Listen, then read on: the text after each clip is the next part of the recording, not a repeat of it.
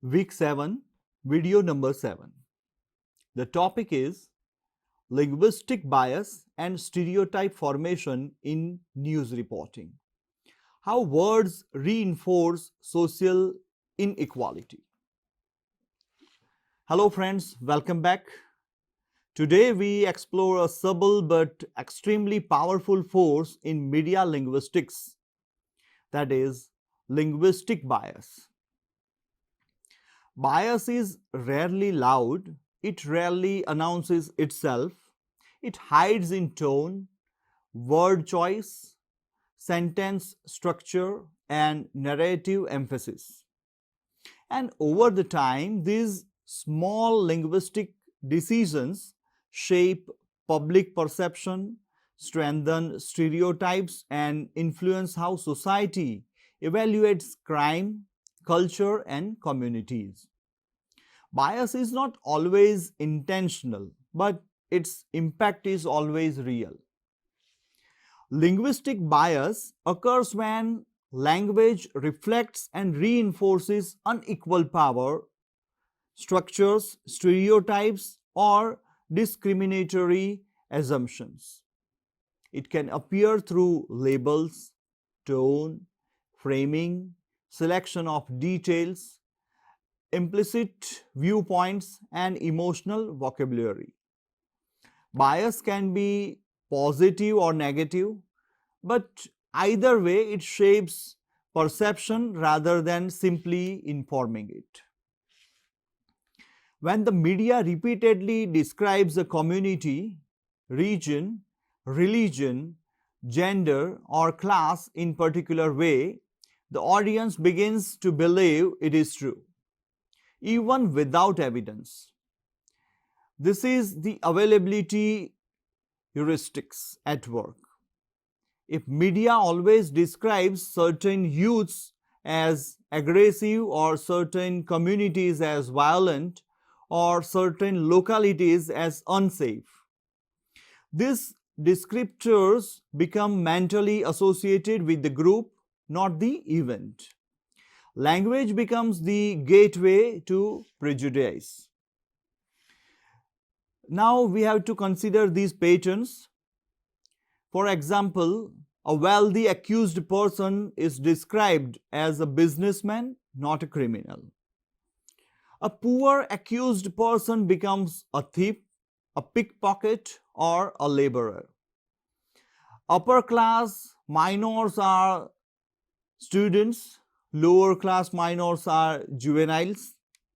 Men are often described by profession, women by age or married status. Certain religion or regional names become shorthand of crime stereotypes. This lexical bias reflects social hierarchy. Attribution bias appears when media describes some groups' crime as individual acts and others as cultural tendencies. We can take some examples. If an affluent person commits a crime, headline highlights stress, depression, or pressure. If a marginalized person commits the same crime, headlines emphasize criminal background, poverty, or region.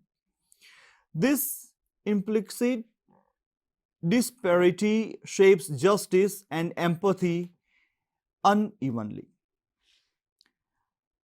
Syntactic structures subtly shift blame or soften perception. Passive voice hides agency. We can take examples. A woman was harassed. The other example we can take, man harassed a woman. There was an altercation instead of a group attacked him. Certain groups receive active descriptions, others receive vague phrasing. These grammatical patterns reinforce societal bias. Crime reporting often shifts depending on identity of the actors. When a privileged perpetrator acts violently, media frames it as disbursing behavior or disturbing behavior, unexpected, out of character, or momentary lapse. For less privileged individuals, the language becomes habitual offender, repeat criminals, dangerous individual. So these are not descriptions, they are framing. So we have to understand the word framing. Women face bias in two major ways. As victims, they are judged for clothing, behavior, time of the day, or mistakes. As accused individuals, they are portrayed as emotionally unstable or morally deviant. Men, however, often receive explanations linked to stress, work pressure, or mental health. Linguistic bias reinforces unfair narratives on both sides. Certain regions are repeatedly framed as crime-prone, unsafe, hotbed of violence, sensitive areas. Over the time, these labels cause discrimination in hiring, housing, policing, and public treatment.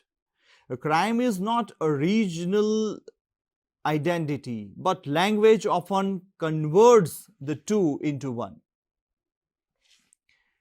Religion is highlighted when it reinforces a stereotype and omitted when it contradicts one. This selective visibility is a powerful bias tool.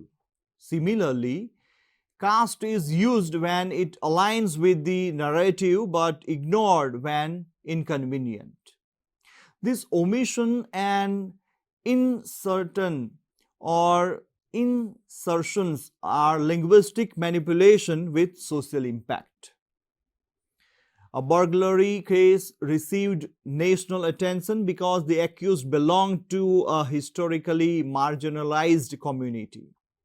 Media repeatedly labels like gang, notorious group, and repeat offenders before any investigation confirmed the background. Later, it was revealed that the accused had no criminal record. The narrative had been shaped by stereotype, not fact. Forensic linguistics exposes these unjust frames. Thank you for joining this reflective and critical session.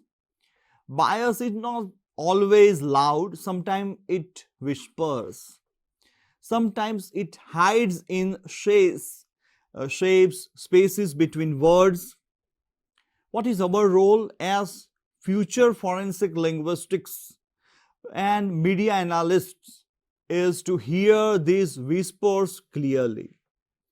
In the next session, we explore crime-focused propaganda and how media narratives intensify conflicts, shaping public fear and political agendas.